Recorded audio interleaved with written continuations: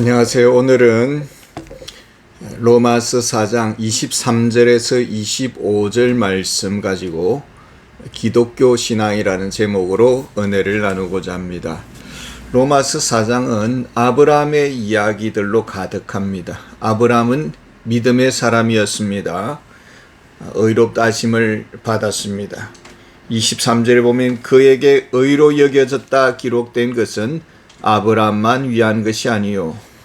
아브라함 이야기는 그저 인물 탐구를 위해서 주신 기록이 아니다라는 것입니다.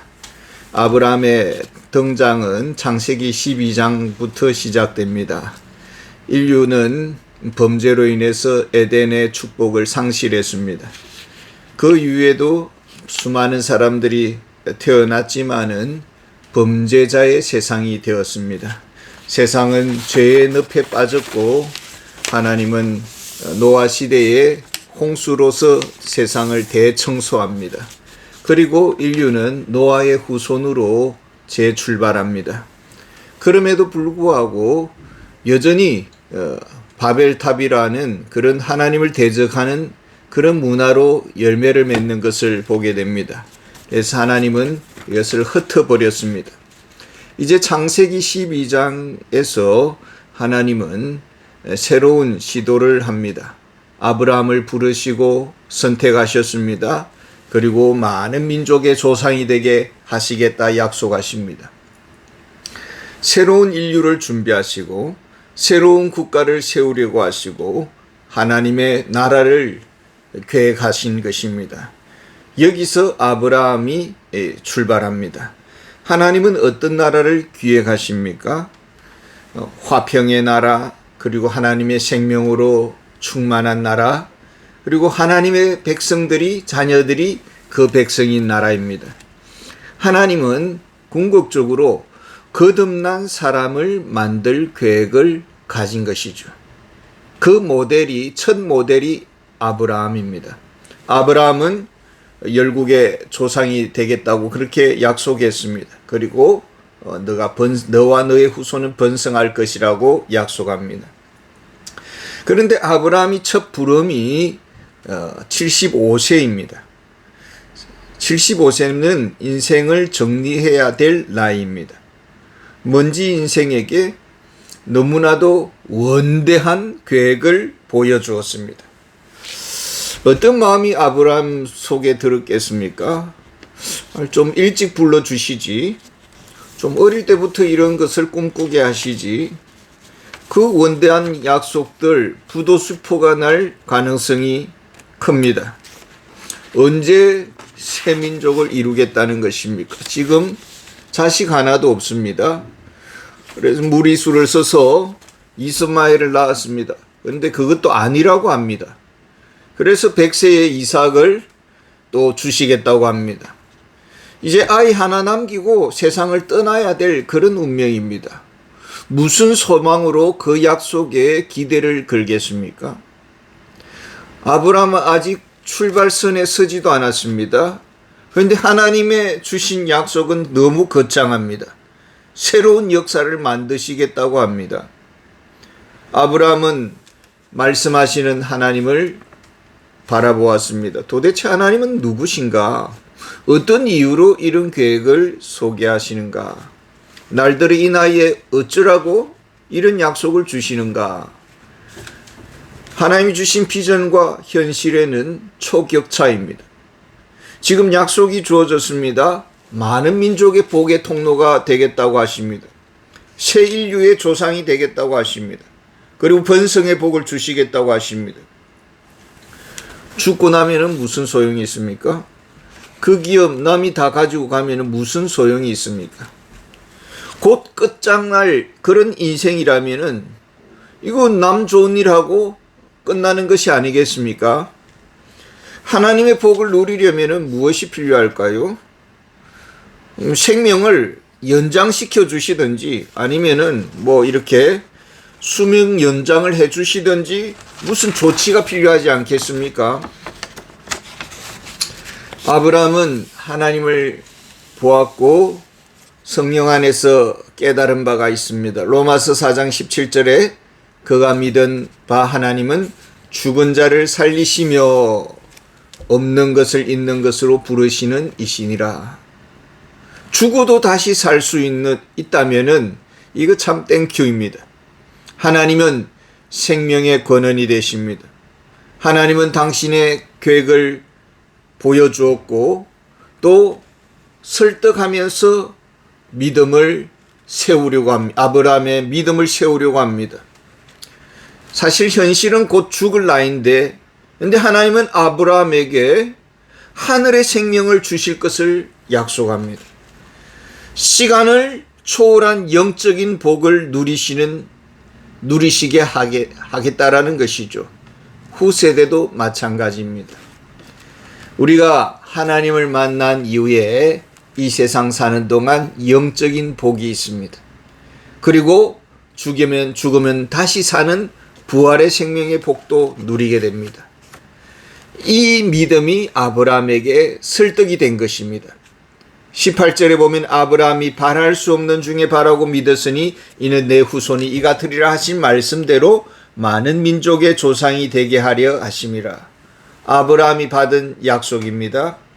이 약속에 대한 확신이 있었습니다. 21절에 보면은 약속하신 그것을 또한 능히 이루실 줄을 확신하였으니 아브라함에게 확신을 주었습니다.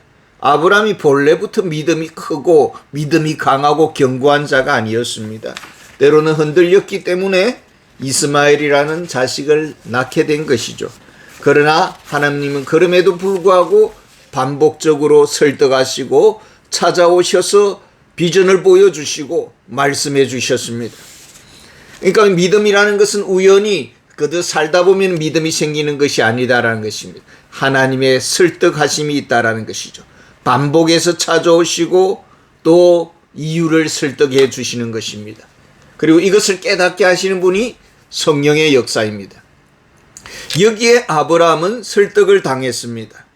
죽어도 살게 하시는 하나님, 하늘의 복과 땅의 복에 참여하는 그런 은혜를 주시는 것입니다. 이것은 아브라함뿐만 아니라 아브라함의 믿음의 방식을 붙잡는 후세대들까지도 그런 복에 참여하겠다라는 것입니다. 하나님은 후세대에게도 분명히 찾아오셔서 아브라함에게도 말씀하신 그 방식을 가지실 것입니다. 믿음을 갖도록 성령께서 오셔서 우리를 설득하시고 그래서 아브라함은 하나님을 믿었고 이런 새로운 역사의 궁극적인 열쇠, 영원한 하늘나라의 그 생명을 얻게 되는 이 궁극적인 열쇠는 아브라함의 씨, 그 후손, 그 메시아를 통해서 활짝 열리게 될 것입니다. 그래서 요한복음 8장 56절에 너희 조상 아브라함은 나의 때에 볼 것을 즐거워하다가 보고 기뻐하였느니라.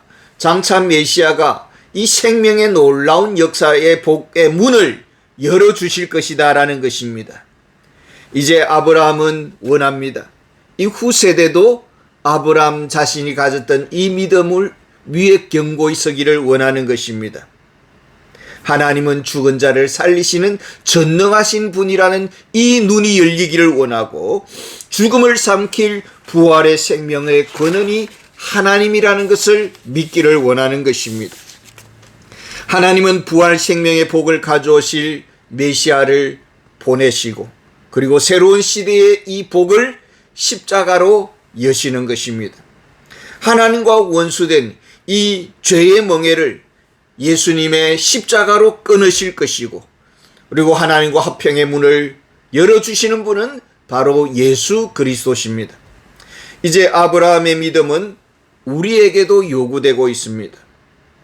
이 또한 하나님이 이 믿음을 우리에게 선물로 주실 것입니다. 예수 그리스도를 믿게 하실 것입니다.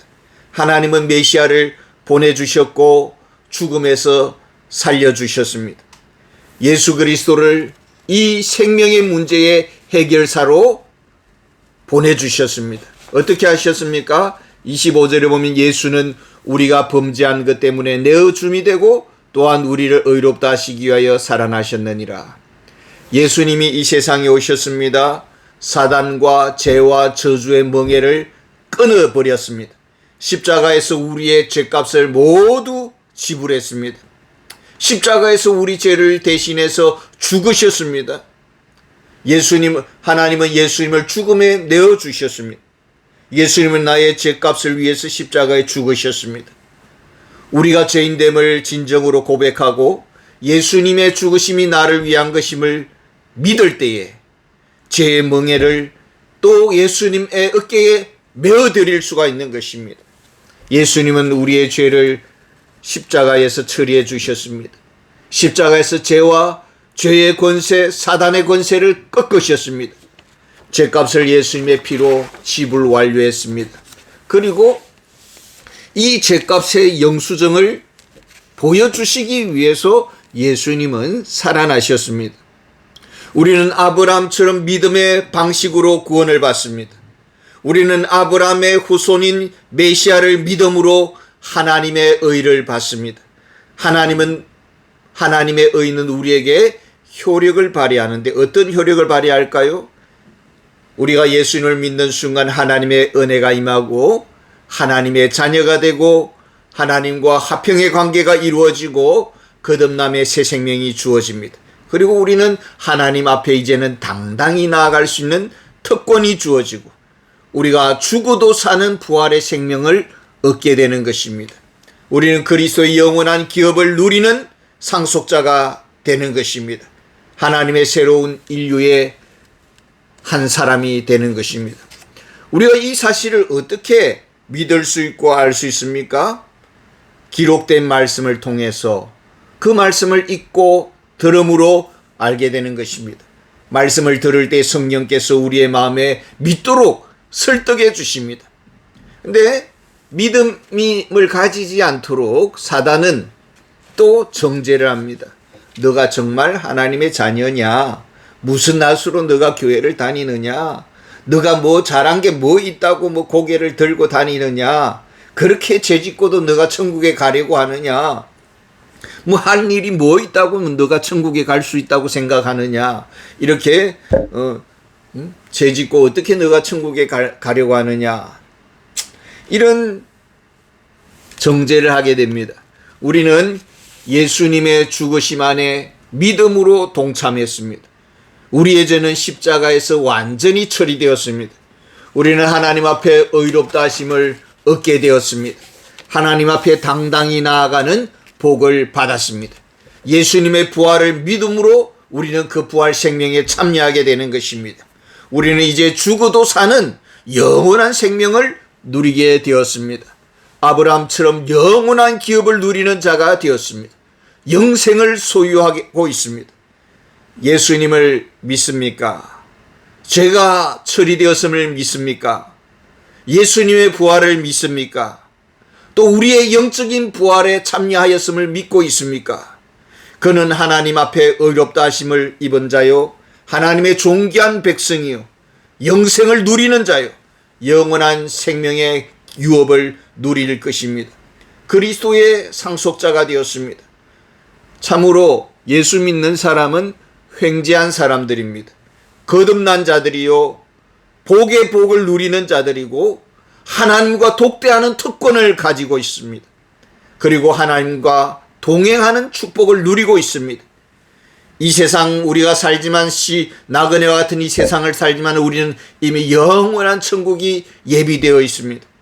우리가 이 땅에서도 예수의 이름으로 무엇이든지 구하면은 응답받는 복을 받게 된 것입니다. 아브라함의 복에 참여하였습니까? 아브라함의 믿음을 우리도 가지고 있습니까? 예수님의 죽으심과 부활이 나를 위한 것임을 믿으면은 되는 것입니다. 감사합니다.